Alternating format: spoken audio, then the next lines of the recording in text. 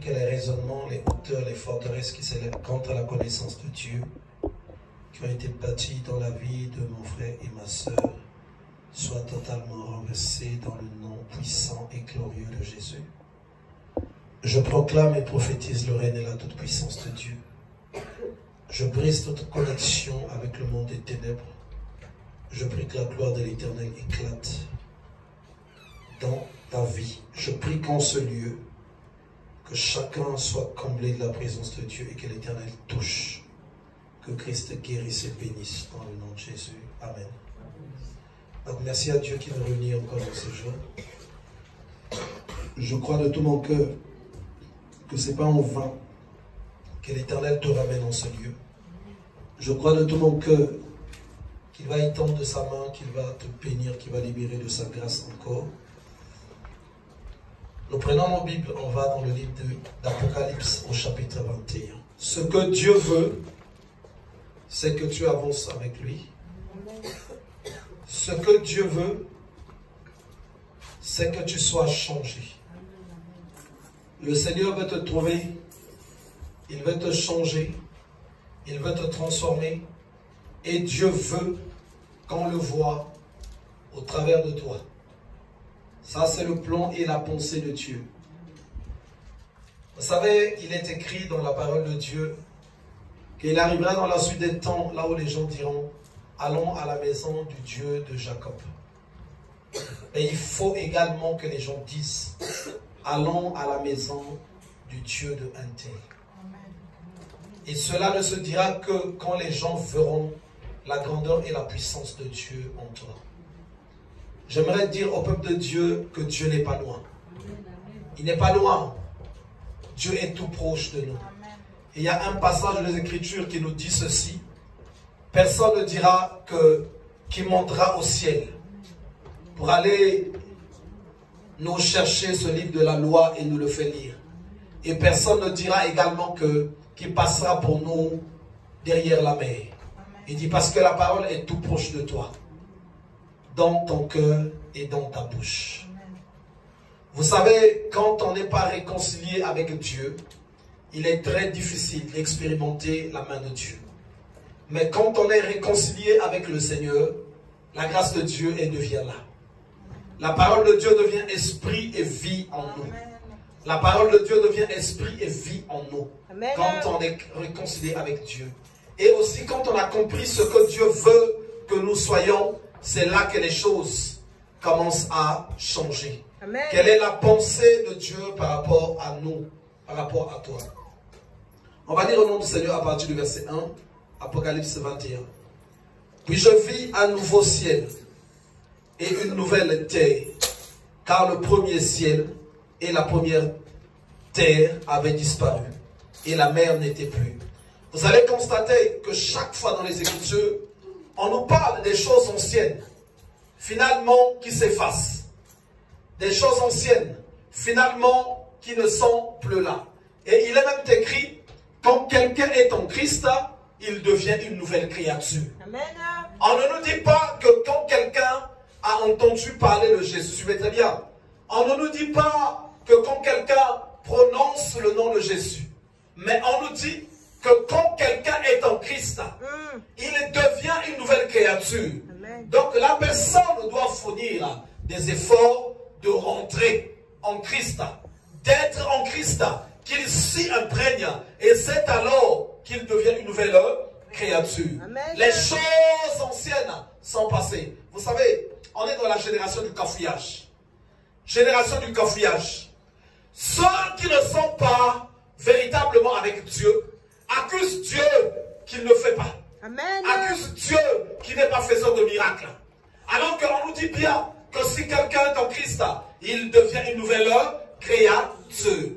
Or, si tu ne deviens pas une nouvelle créature, ça veut dire qu'il te faut encore fournir des efforts de rentrer. Moi, je dois aller dans la présence de Dieu. Amen. J'aime bien le livre d'Apocalypse parce que quand il parle de cette église, on nous dit chaque fois, à celui qui vaincra, à celui qui vaincra, à celui qui vaincra, à celui qui vaincra, parce que nous avons des efforts à fournir et nous avons une bataille. Et quand dans cette bataille, tu vaincras, c'est là que tu vas obtenir la couronne. C'est là que tu vas obtenir certaines choses. Et je vis descendre du ciel, d'auprès de Dieu, la ville sainte, la nouvelle Jérusalem préparée comme une épouse qui s'est parée pour son époux. J'entendais du trône une forte voix qui disait, voici le tabernacle de Dieu avec les hommes. Il habitera avec eux et ils seront son peuple et Dieu lui-même sera avec eux. Amen. Alléluia. Est-ce que si quelqu'un connaît le tabernacle?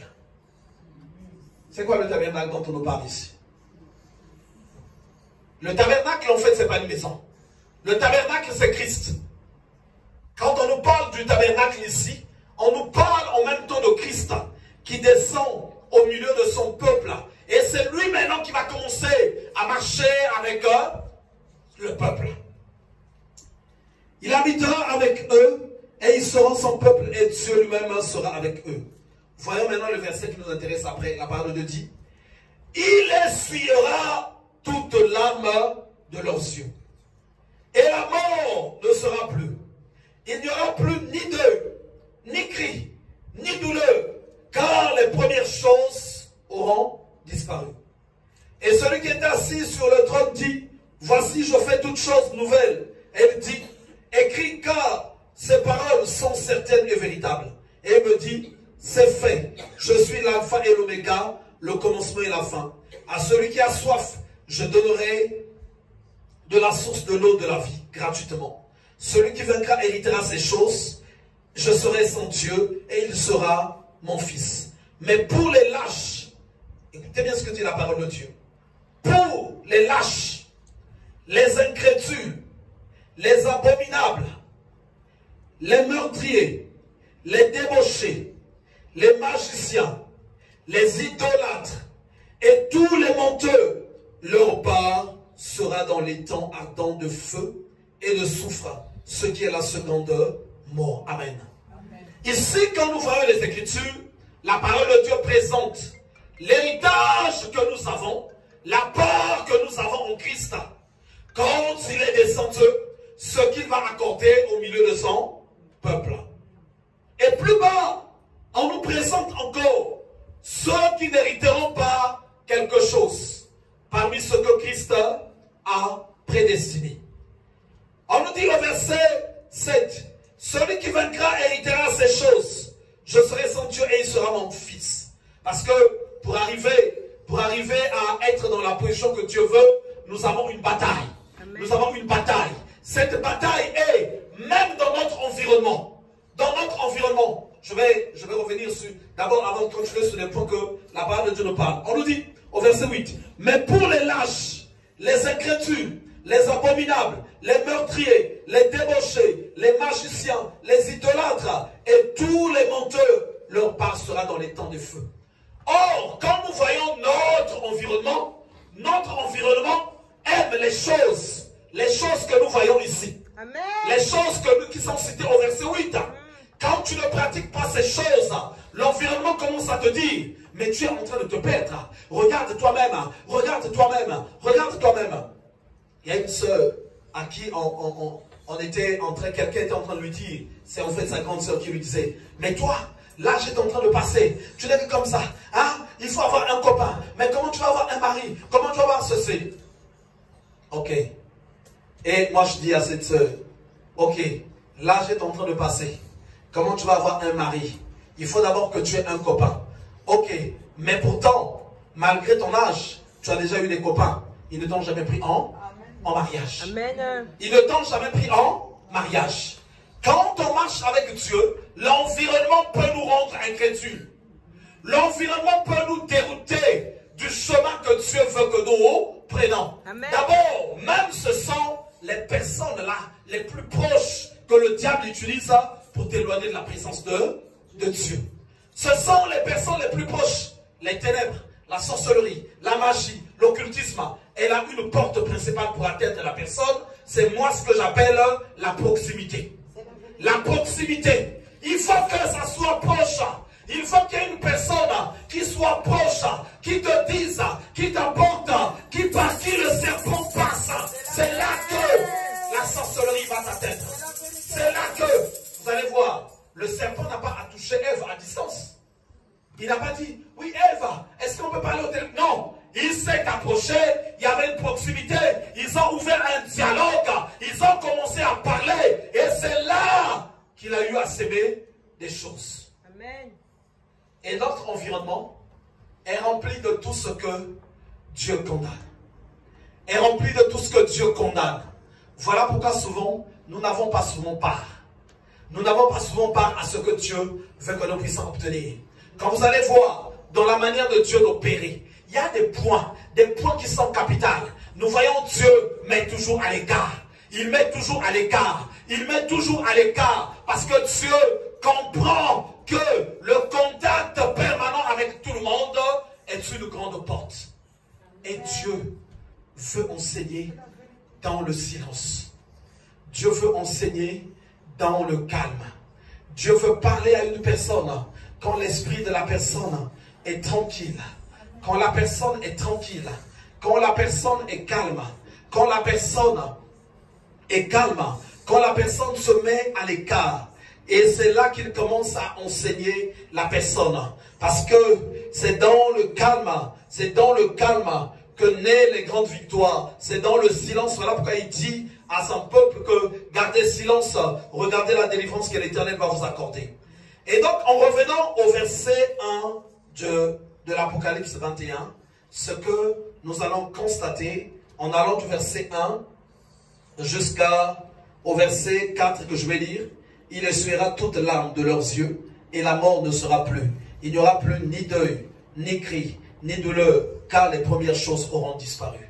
Et le plan, la pensée de Dieu, c'est que tout ce que nous avons, angoisse, problèmes, difficultés, complications, le plan et la pensée de Dieu, c'est que ces choses-là soient totalement bannies. Ça, c'est le plan. Et quand Christ descend, Christ, c'est lui qui détient toutes choses. C'est à lui que Dieu a confié toutes choses sur la terre. Et quand il vient, il ne vient pas pour autre chose, sinon venir détruire tout ce que l'ennemi est venu s'aimer sur la terre. Les maladies, les condamnations, les malédictions, les blocages, toutes ces choses, Christ descend et il vient les anéantir. Voilà pourquoi il dit, il va essuyer les larmes de leurs yeux et la mort ne sera plus. Il n'y aura plus ni deuil, il n'y aura plus ni cri, il n'y aura plus ni douleur, car les premières choses auront disparu. Or nous constatons qu'au milieu des enfants de Dieu, les cris, les pleurs, ça ne va pas, les pleurs, ça ne va pas, les pleurs, ça ne va pas. Et quand tu viens chez Dieu, il va te dire, écoute-moi et tu vivras. Écoute-moi et tu vivras. Est-ce qu'on peut lire rapidement dans le livre d'Osée? Osée au chapitre 13. Voilà ce que dit le verset 14. Je les racheterai de la puissance du séjour des morts. Je les délivrerai de la mort. Ô mort, où est ta peste? Séjour des morts, où est ta destruction? Mais le repentir se dérobe à mes regards. On va lire aussi Ésaïe 25. Ésaïe 25, s'il vous plaît, verset 5. Quand tu domptes la chaleur dans ma terre brûlante, tu as dompté le tumulte des barbares. Comme la chaleur est étouffée par l'ombre d'un nuage, ainsi ont été étouffés les chants de triomphe des tyrans. L'Éternel des armées prépare à tous les peuples sur cette montagne un festin de mets succulents, un festin de vin vieux, de mets succulents pleins de moelle, de vin vieux clarifié. Et sur cette montagne, il anéantit le voile qui est sur tous les peuples, la couverture qui couvre toutes les nations. Il engloutit la mort pour toujours. Le Seigneur, l'Éternel, essuie les larmes de tous les visages. Il fait disparaître de toute la terre l'opprobre de son peuple, car l'Éternel a parlé. En ce jour, l'on dira, voici c'est notre Dieu, en qui nous avons confiance, et c'est lui qui nous sauve. C'est l'Éternel en qui nous avons confiance. Soyons dans l'allégresse et réjouissons-nous de son salut. Car la main de l'Éternel repose sur cette montagne. Amen. Or, quand nous allons voir la majorité des promesses de l'Éternel, on va voir qu'il nous parle de la libération. On va voir qu'il nous parle de l'allégresse. on va voir qu'il nous parle de la grâce qui se libère. Mais sauf qu'au milieu du peuple de Dieu, ce que nous constatons, c'est l'inverse. C'est l'inverse. Les cris, les pleurs, les cris, les pleurs, les cris, les pleurs, les cris, les pleurs. Et peu sont ceux qui réalisent que la source de ces pleurs, la source de ces cris, parce que nous choisissons souvent de ne pas écouter l'Éternel. Le peuple choisit de ne pas écouter. Le peuple choisit de ne pas obéir. Le peuple choisit d'imposer un mode de vie à Dieu. Le peuple se met dans la position de rébellion. On va lire Apocalypse 20. On va essayer de lire quelques versets avant de prier. Apocalypse au chapitre 20. On va lire au nom du Seigneur. À partir du verset 11. Puis je vis un grand trône blanc et celui qui était assis dessus. La terre et le ciel s'enfuirent devant sa face, et il ne fut plus trouvé de place pour eux. Et je vis les morts, les grands et les petits, qui se tenaient devant le trône. Des livres furent ouverts, et un autre livre fut ouvert, celui qui est le livre de vie. Et les morts furent jugés selon leurs œuvres, d'après ce qui était écrit dans ce livre. La mer rendit les morts qui étaient en elle. La mort et le séjour des morts rendirent les morts qui étaient en eux. Et chacun fut jugé selon ses œuvres. Puis la mort et le séjour des morts furent jetés dans les temps de feu. C'est la seconde mort, les temps de feu. Quiconque ne fut pas trouvé écrit dans le livre de vie fut jeté dans les temps de feu. En lisant ces chapitres, nous voyons la toute-puissance de Dieu. La toute-puissance de Christ. Là où même la mort est prise, capturé et jeté dans les temps de feu. Voilà pourquoi le salut que nous avons en Christ, c'est un salut que nous devons prendre au sérieux. C'est en là que repose toute chose qui apaisera notre vie, qui apaisera notre marche, toutes choses auxquelles Dieu a parlé, auxquelles les promesses de Dieu seront fermes. Apocalypse 22 au verset, à partir du verset 3.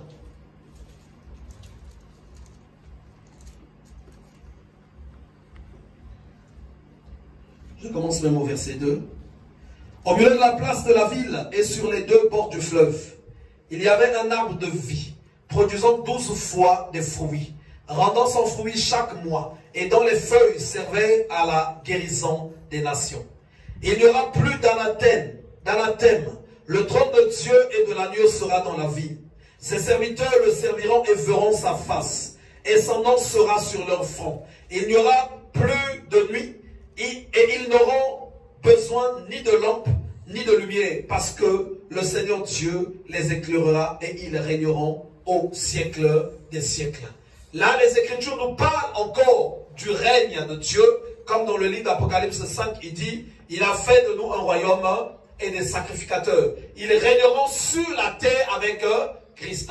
Et notre règne à nous est un règne qui est supérieur, plus supérieur que le règne que les gens ont sur les humains. Nous avons un règne sur lequel nous dominons sur les choses invisibles. Donc nous dominons sur les démons, nous dominons sur les maladies, nous dominons sur les malédictions, les condamnations. Et nous avançons avec lui en expérimentant sa main toute puissante. Et il est écrit dans le livre de Romains que l'humanité entière attend avec un ardent désir la révélation des enfants de Dieu. Et c'est quoi cette révélation? Cette révélation, c'est Christ en nous. Ils vont voir. Mais comment vous vivez? Comment telle et telle chose ne vous fracasse pas? Comment telle et telle chose ne vous détruit pas? Il y a des gens qui ont lutté, qui ont combattu contre les démons, ils ont été mis à terre. Il y a des gens qui ont combattu contre la sorcellerie, ils ont été vaincus. Mais comment ça se fait que vous avancez sans que rien ne vous arrive? Vous avancez sans que vous ne soyez détruits. Vous avancez sans que vous ne soyez renversés. Et le monde le voit en nous. Le monde doit le voir en nous parce que le monde est perturbé. Parce que le monde est dans le tourment. Le monde essaie tout. Le monde essaie le fétichisme, le maraboutage, la magie sainte, la magie blanche, la magie noire, la magie rouge. Mais sans que ça ne donne quelque chose. Sans que ça ne donne quelque chose. Vous allez voir dans les temps où nous sommes. Parcourez les foyers. Parcourez les maisons. où les gens sont dans les divorces, où les gens, dans leur foyer, ça ne va pas, ou encore, soit ceux qui sont dans ces foyers, ils ont tenté la magie noire, ils ont tenté la magie blanche, ils ont tenté la magie rouge, rien ne marche. Mais quand ils te regardent, toi, enfant de Dieu, ils doivent voir que chez toi, ça marche. Ils doivent voir que chez toi, dans le couple, il y a le calme, il y a la tranquillité. Et ils vont poser la question. Ils vont poser la question. Comment tu fais?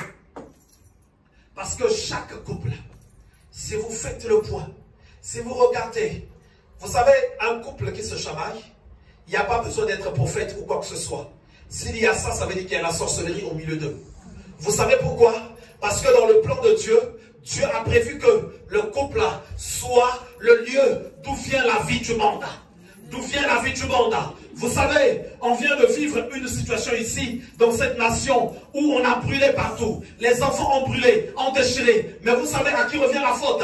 La faute revient au foyer, à la famille. Moi, ça fait des années que je parle de ça. Il n'y a aucune personne qui n'est pas venue d'un couple. Tous, il doit y avoir un homme et une femme. Mais au milieu là, quand le diable s'assoit, c'est ce qui va préparer le chaos à venir. C'est ce qui va préparer la destruction à venir. Amen. Et le monde, c'est chez nous. C'est chez nous qu'il doit trouver l'inspiration. Amen. Dans ta famille, s'il y a le célibat, si personne ne se marie, si tous les mariages ont été brisés, mais chez toi, ils doivent dire, non, lui on ne comprend pas. Comment il a fait? Ils doivent te poser la question. Et c'est là que tu dois leur présenter Christ. Là où il y a les complications, là où il y a la désolation, là où il y a la difficulté.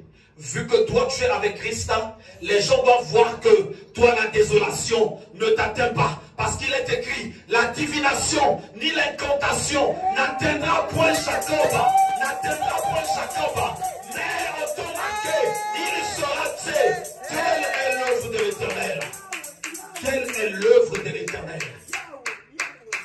Nous, on doit vivre avec confiance. On doit marcher avec assurance. On doit vivre avec tranquillité. Parce que Christ en moi, les maladies tremblent. Christ en moi, la sorcellerie recule. Christ en moi, les démons sont tapés. Christ en moi, j'ai le discernement. Christ en moi n'est pas la folie. Christ en toi, c'est le discernement. Christ en toi, tu vas savoir avec qui tu peux marcher, avec qui tu peux faire route, avec qui tu peux avancer. Christ en toi, c'est la source de la décision. Tu comprendras que maintenant, tu dois dire non. Christ en toi, c'est lui qui te pousse à avoir une personne de confiance. Parce qu'il est écrit, celui qui a trouvé un ami fidèle a trouvé un pomme de vie. C'est Christ qui va t'aider à faire le choix. C'est Christ qui va t'aider à avoir un véritable jugement. Vous savez, quand on est en Christ, on ne juge plus selon les apparences. Les apparences sont fausses. Sont fausses. L'homme, ce n'est pas celui que nous voyons comme ça. L'homme, ce n'est pas celui qui a mis sa belle veste ou sa belle cravate. L'être humain, ce n'est pas celui-là qui est bien coiffé. Ce n'est pas celui-là. Mais l'être humain, c'est celui qui est à l'intérieur. Et les yeux physiques ne peuvent le voir. C'est quand tu vas dans la présence de Dieu qu'il te montre cet être-là. Vous savez, ça c'est un véhicule. Ça c'est un véhicule. Si vous lisez le livre de Genèse, on te dit Dieu avait créé les humains. Il les a donné l'autorité. Il les a bénis. On te dit encore avec la terre, il va fabriquer l'homme. Mais tu peux te retrouver dans la confusion. Non, il n'y a pas de confusion. Il avait d'abord créé le véritable. C'est celui qui est à l'intérieur. Secondement, il a créé son véhicule. Quand il a créé son véhicule, il souffle maintenant. Il est écrit, l'Éternel souffla dans les narines de l'homme. Et l'homme devint une âme vivante. Les Écritures veulent dire, il a pris l'homme esprit, il l'a mis dans ce corps. Vous savez, je vais vous expliquer. Il y a des dimensions, suivant les planètes, il y a un mode de vie. Tu ne peux aller sur la Lune ou dans d'autres galaxies avec le corps que nous avons. Amen. Tu ne peux y aller. Vous savez, il faut que tu portes un scaphandre. Sans ce scaphandre, tu ne peux pas. Et l'esprit aussi, sur la terre de vivant, ne peut pas vivre, ne peut pas être stable s'il n'est pas dans ce véhicule. Et c'est là que Dieu nous a mis dedans. Et quand tu marches avec lui, Dieu est invisible. Et pourtant, il devient ton Père. Pourtant, tu collabores avec lui. Toi aussi, il faut que tu puisses maintenant atteindre la dimension de compréhension de Dieu. Tu ne juges plus selon l'apparence. Il est écrit, l'homme considère ce qui frappe aux yeux. Mais l'Éternel regarde l'esprit. L'Éternel regarde au cœur. L'Éternel regarde au cœur.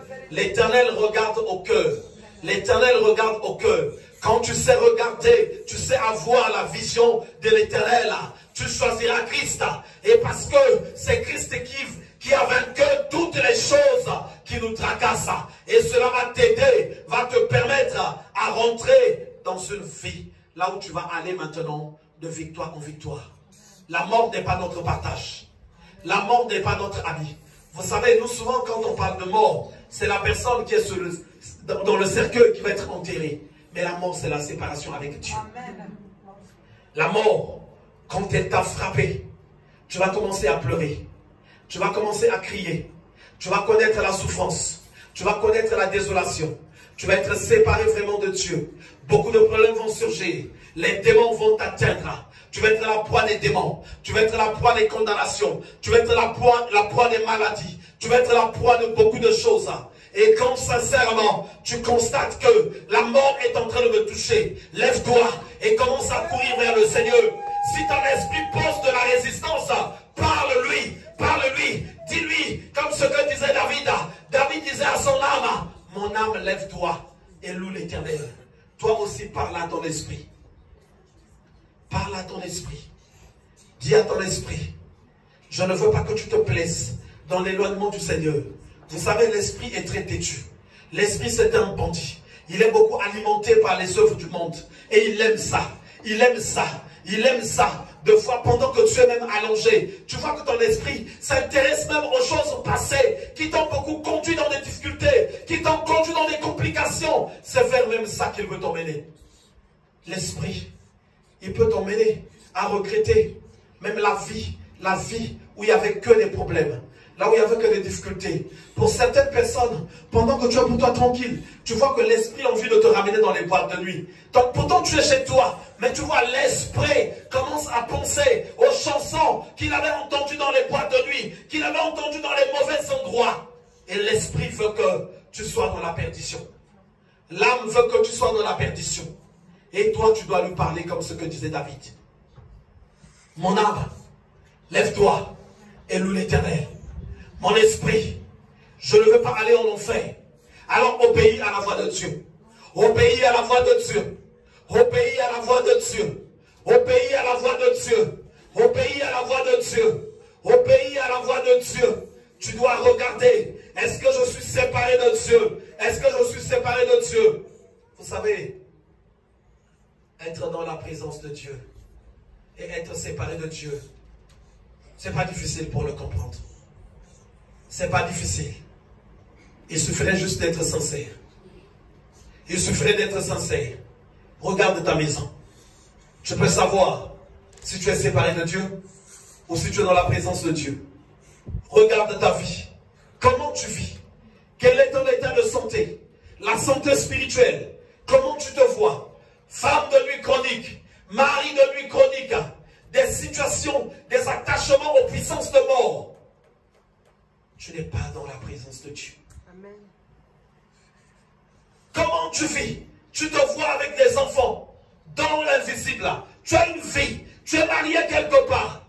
Tu es marié quelque part. Tu le sens. Tu le vois. Recherche la face de Dieu. Amen. Vous savez, moi je dis toujours, les maladies, personne n'est sorti chez lui en disant, aujourd'hui je sors pour aller attraper la grippe. Vrai ou pas vrai? Personne ne l'a dit. Moi je sors pour aller contracter le coronavirus. Je sors pour aller contracter la tuberculose. Je sors pour aller contracter l'hépatite. Mais cela n'empêche pas à la maladie d'atteindre les gens. Est-ce que nous sommes d'accord? Les œuvres des ténèbres aussi, c'est pareil.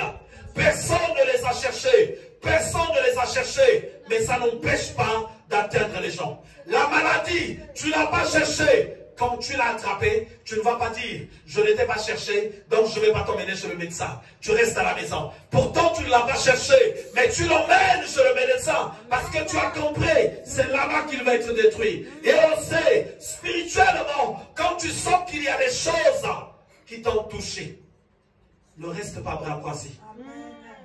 Il faut que tu dises, ça doit être détruit. Ça doit être ôté. Ça doit être ôté. Ça doit être ôté. Je n'ai pas cherché ça. Mais ça m'a atteint. Quand vous lisez le psaume 91, on te parle de la peste qui vole de jour, de nuit. On te parle de la contagion. On te parle de toutes ces choses. La maladie, elle est mystique. Elle est bizarre. Pendant que nous sortons, elle aussi, elle est sortie. Elle sort de sa demeure. Elle commence à chercher sur qui elle va tomber. Sur qui elle va tomber. Qui elle va cibler. Qui elle va toucher. Ça, c'est les Écritures qui le disent. Vous savez, un passage du livre d'Ésaïe dit ceci. La terre et tout ce qu'elle renferme. Entends. La terre et tout ce qu'elle produit. Écoute. Si on te dit tout ce qu'elle renferme, la maladie, ça fait partie de ce que la terre renferme. Amen. Elle entend. Vous savez, il y a des sorciers, il y a des démons, il y a des sacrificateurs, il y a des gens qui ont le pouvoir de déplacer les maladies. Voilà pourquoi, fais attention, ne sois pas souvent en conflit avec des gens. Ne sois pas souvent en conflit. Ce que tu peux régler, ce que tu peux faire, fais-le. Fuis les problèmes, fuis les conflits. Cache-toi souvent, cache-toi. N'aime pas beaucoup le contact avec les gens. C'est ce qui crée les problèmes. Parce que tu tomberas deux fois sur quelqu'un qui dira, maladie, va à la recherche d'un tel. La maladie va obéir. Elle va te poursuivre. Elle va te poursuivre. Elle va te poursuivre. Elle va te poursuivre. Quand elle t'atteindra, tu iras voir le médecin. Le médecin dira que tu as telle chose. Oui, le médecin, c'est un brave type. Mais lui, il a des limites. Il ne voit que ce qui est physique. Il ne voit que ce qui est physique. Il ne comprendra pas qu'il y a quelque part, derrière cette maladie, autre chose. Et le seul qui va le comprendre, c'est celui qui est assis sur le trône. C'est celui qui est assis sur le trône. C'est celui qui est assis sur le trône. Voilà pourquoi ton meilleur ami, c'est lui. C'est lui. C'est lui. L'ami fidèle. L'ami fidèle. L'ami fidèle. Le seul qui sera là quand tu auras la bataille de ton âme. Quand tu auras la bataille de ton esprit. Quand tu auras la bataille de ton esprit. Quand tu seras sur le point de rendre l'âme. C'est le seul qui sera là. C'est le seul qui sera là. Voilà pourquoi. Voilà pourquoi. Vous savez, moi je ne joue pas. Même dans le service du Seigneur, il y a des gens, moi, que j'ai chassés. Que j'ai chassés. J'ai dit que toi, fais attention. Fais attention. Il y en a que j'ai fait asseoir en présence de beaucoup de personnes. Je te vire. Je ne veux plus te voir. Parce que, même dans la maison de Dieu, nous ne venons pas pour de la rigolade. Mais on vient pour rechercher la face de Dieu. Amen. Vous savez, si l'œuvre de Dieu est en train d'être détruite, parce que beaucoup trop de serviteurs de Dieu ont créé des affinités avec les gens. Un serviteur de Dieu, ce n'est pas un ami. Un serviteur de Dieu, ce n'est pas un camarade. Mais c'est un sacrificateur. C'est un sacrificateur. On n'a pas besoin d'être ami avec qui que ce soit. On a besoin de servir Dieu. On a besoin de servir Dieu. Oh, cette génération. Les serviteurs de Dieu qui se mettent à pleurer, à être de foi derrière les gens. Regardez Jésus. À un moment donné, la parole était devenue très dure. Tous ceux qui l'entouraient l'ont fui. Il restait que les 12. Il leur repose la question. Et vous, vous faites quoi là? Vous attendez quoi pour partir? Il voulait leur montrer que moi j'ai Dieu en moi. C'est ça d'abord. Le plus important. J'ai Dieu en moi. C'est ça d'abord. Le plus important. C'est ça d'abord. Vous savez, si vous voyez un un médecin, les médecins à l'hôpital, ils commencent à aller poursuivre les patients. Mais vous partez où? Revenez à l'hôpital, go. Vous partez où? Revenez à l'hôpital, go. Revenez à l'hôpital. Ça veut dire qu'il y a quelque chose qui ne va pas. L'église est à l'hôpital, là où la puissance de Dieu se manifeste pour la guérison des fidèles. Donc, nous qui servons, on n'a pas besoin.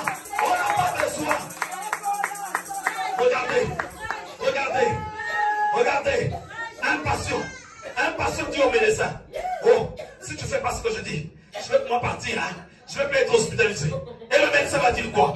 Oh, mais même maintenant là tu peux partir, l'hôpital va rester, ton lit aussi va rester, et d'autres patients viendront,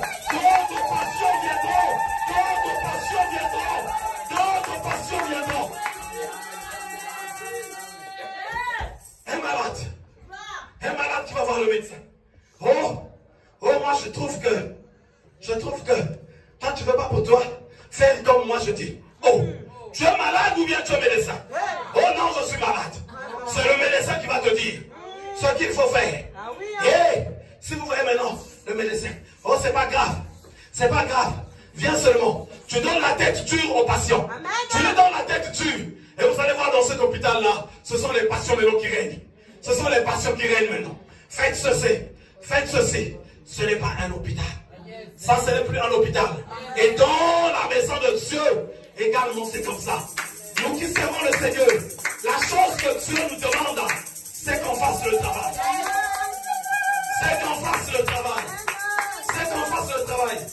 Vous savez, quand tu vas voir le médecin, tu es malade. Il te donne le traitement. Il te montre ce qui va te guérir. Mais en fin de compte, le médecin ne sera jamais un espion pour venir vérifier si tu es en train de suivre un traitement. Mais ça t'engage à toi. Si tu ne suis pas bien le traitement, tu reviens encore. Il va te dire, les résultats, les examens que tu as refaits, ça me montre que tu n'évolues pas. Ça ne bouge pas. Fais attention. Règle bien ta manière de suivre ton traitement. Maintenant, celui-là à qui le médecin va le dire, s'il ne prend pas les choses au sérieux, il va lui arriver des problèmes et le médecin sera toujours à son poste. Amen. Et nous qui servons le Seigneur, c'est ça que nous devons comprendre. Nous voulons que chacun expérimente la main de Dieu. C'est ce que nous voulons. Mais cependant, nous traçons des limites. Nous traçons des limites. Nous voulons que chacun soit guéri. Et en Christ, quand on voit les douleurs disparaissent, les cris disparaissent, on a tellement expérimenté la main de Dieu, on n'a plus besoin de convaincre, de prouver quoi que ce soit. Oh, rien, on n'a plus besoin de prouver rien. On sait que Dieu délivre, on sait que Dieu guérit, on sait que Dieu restaure, on sait que Dieu libère, on sait que Dieu se manifeste puissamment. Il y a quelqu'un à qui on avait longuement parlé, pour qui on avait aussi longuement prié, qui avait expérimenté la main de Dieu. Mais il était arrivé à un moment donné, cette personne s'était dit que non, en tout cas, moi ça doit se passer comme je veux.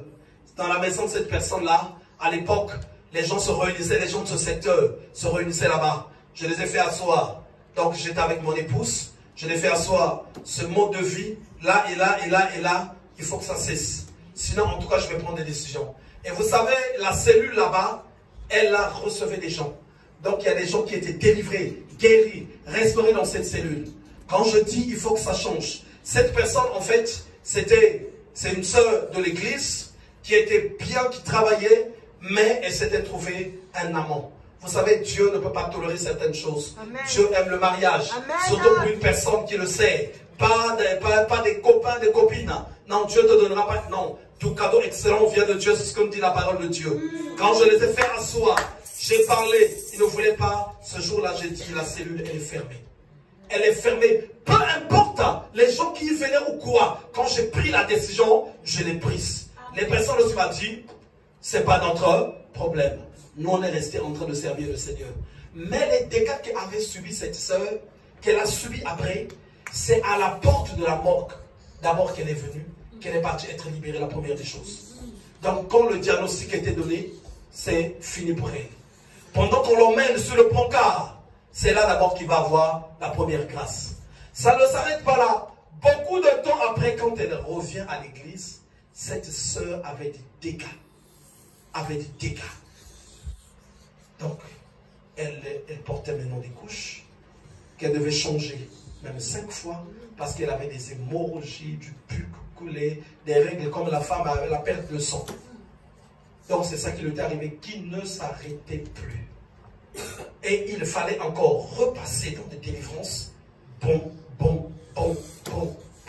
Et merci à ceux qui ont assisté à ça, ces délivrances, l'évangéliste Aude, les anciennes Dorothée et toute l'équipe, qui a fait que la sœur soit totalement relevée et restaurée.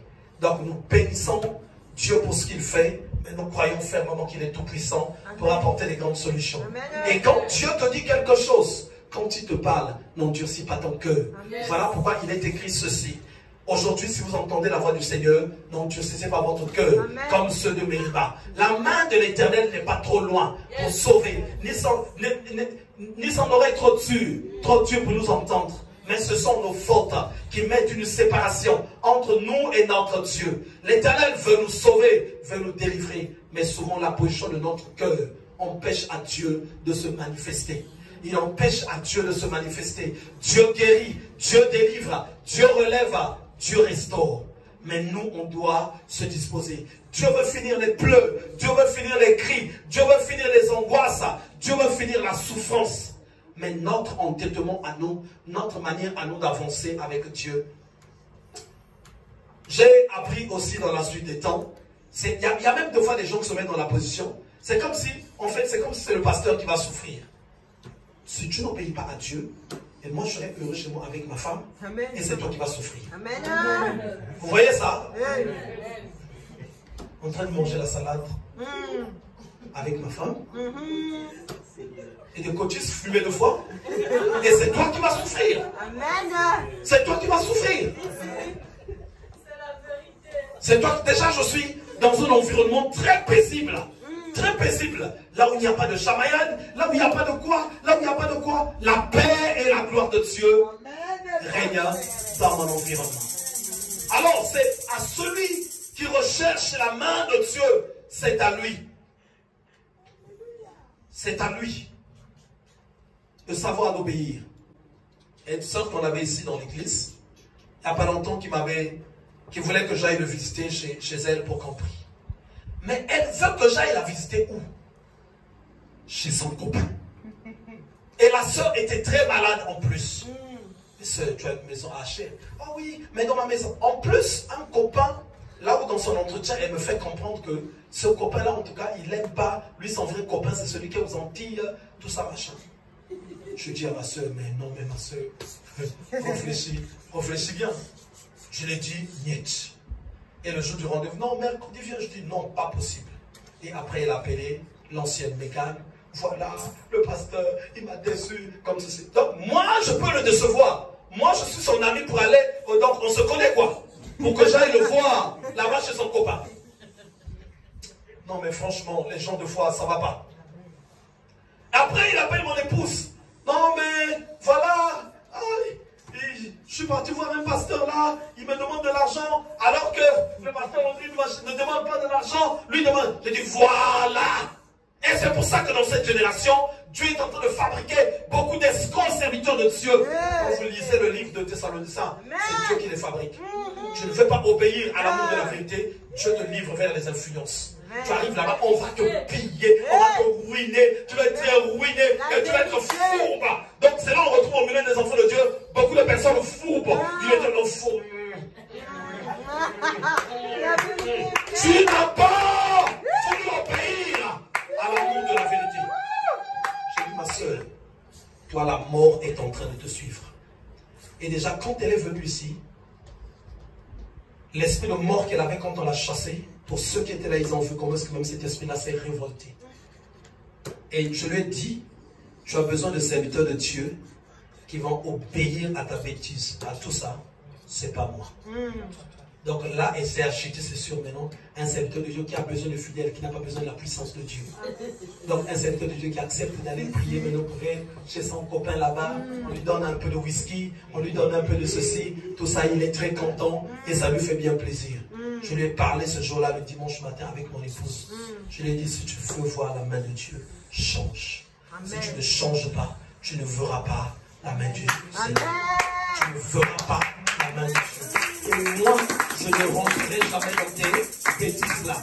Si tu veux que je vienne prier pour toi, repars chez toi. C'est là que je viendrai prier chez toi, pas chez ton copain. Ça, c'est et tu vas dire c'est un serviteur de Dieu et un serviteur de Dieu qui va obéir, qui va venir.